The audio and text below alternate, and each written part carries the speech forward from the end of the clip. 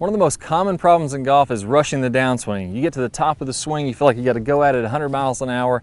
How can we smooth out the transition? How can we have a nice smooth swing and still get that distance? If you feel like you're slowing down your swing, but you're losing 20 or 30 yards off the tee, it makes no difference. So I'm going to show you how to have a smooth but powerful golf swing, and I got 3 tips for you. Let's go and get started. All right, so tip number 1, we got to make sure that we really load up. This is something we call the power turn in the Top Speed Golf system. And basically what this means is, as we go to the top of the swing, my hips need to turn about 45 degrees, and that's going to allow my shoulders to turn at least 90 degrees. Now, I got a great test for you to see if you're doing this correctly. I want you to go ahead and I want you to turn your shoulders as much as possible. Don't move your hips at all. Turn your shoulders as much as possible. You'll feel really tight through your midsection here. Feel all that complete stretch. Well, that's your full range of motion, and you're going to feel really tight like that. Now go ahead and relax a little bit, just a few degrees from that. Now I'm relaxed. I'm still stretched out through here, but I've got another 5 or 10 degrees as I'm going back to the top. Now in the golf swing and the backswing, I really want to make sure that I do both of those things. So number 1, I'm going to turn to the top here. Let's actually put a club across your shoulders. I'm going to turn all the way to the top here, and I'm going to get my shoulders to turn at least 90 degrees. So the butt end of my club is now pointing to the right of the golf ball, a little bit down to the ground like this, right? So now I've got a good full turn, but I'm not all the way full at my full range of motion. I'm going to go ahead and let the hips turn enough to where about 90%. So I could go a little bit extra if I wanted to. So I'm getting at least to 90, but the hips have rotated enough to where now I don't feel like I'm completely locked up. If my hips don't rotate, let's imagine I keep my hips more toward the ball. Now I'm full range of motion and I'm not all the way to the top of the swing. I got to let those hips rotate a little bit more so that not only I'm getting at least to 90, but I'm also fairly relaxed as I get to the top.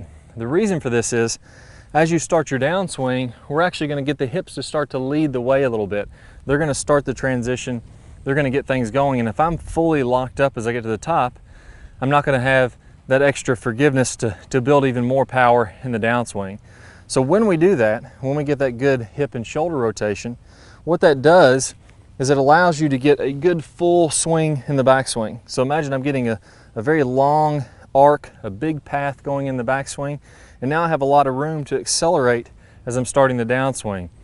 Probably the best visual for this is, imagine you have a drag car. We got 2 drag cars, and they're both going to go, let's say, 1,000 yards. Well, now imagine I pulled this drag car back to where it got a 100-yard head start. Well, it's going to beat the other drag car every time. It's already got some momentum going. If you're making a short backswing, not completing your shoulder turn, my hands are low, and I'm going to feel like I really have to rush from the top. I'm going to get quick every single time. If I load up my hips and shoulders, now I've got a lot of space to accelerate in the downswing, and I'm going to feel like I have more time. I'm going to be smoother applying that power.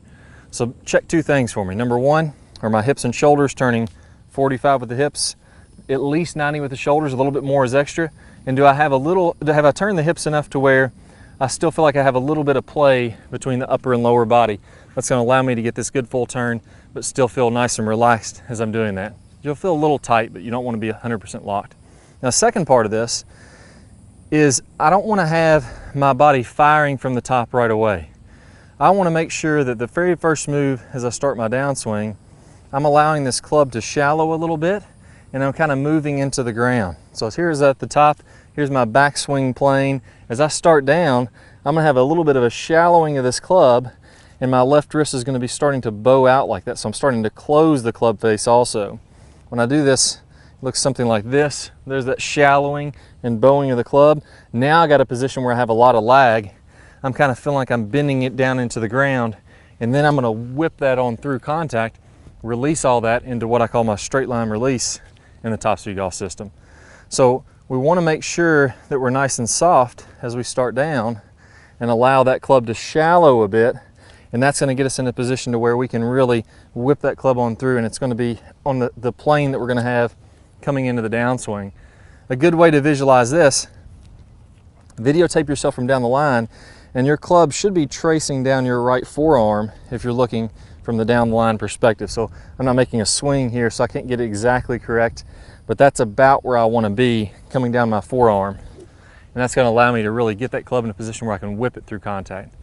So focus on those 2 keys. Do about 100 repetitions practicing that good full shoulder turn, getting those hips to rotate in the backswing.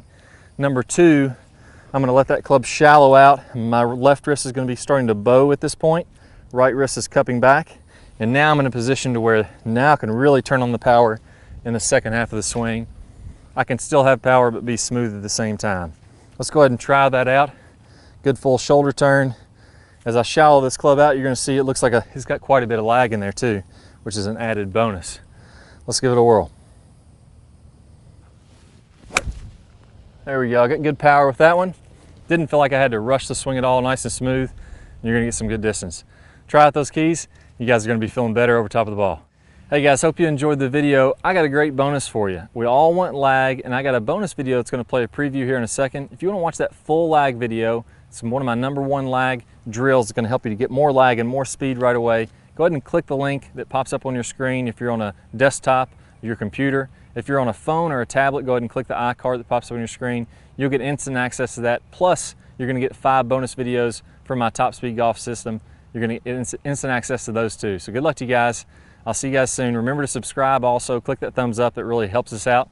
And I'll see you guys in the lag video. Hi guys, and welcome back. I'm Clay Ballard, and in today's video, we're gonna talk about one of the absolute worst drills for creating lag. It's a very common drill that I see. And in this drill, what we're gonna do is we're gonna set the wrist very early to create an angle of lag, and then we're gonna try to hold this throughout the swing. It's one of the worst things that you can do to build lag. I'm gonna talk about the science behind why this is the case, and I'm also gonna give you a great drill to help you improve your lag, all in this video. Let's go ahead and get started. If I do it this way versus holding that position, exact same thing happens when we're building lag in the golf swing. So what we wanna do is throughout the swing, I wanna have a very low and wide takeaway. So I'm not gonna set my wrist early at all. If you look at a lot of the top players, you look at Adam Scott, very wide takeaway, not very much wrist set at all. You look at Rory McIlroy, look at Tiger Woods.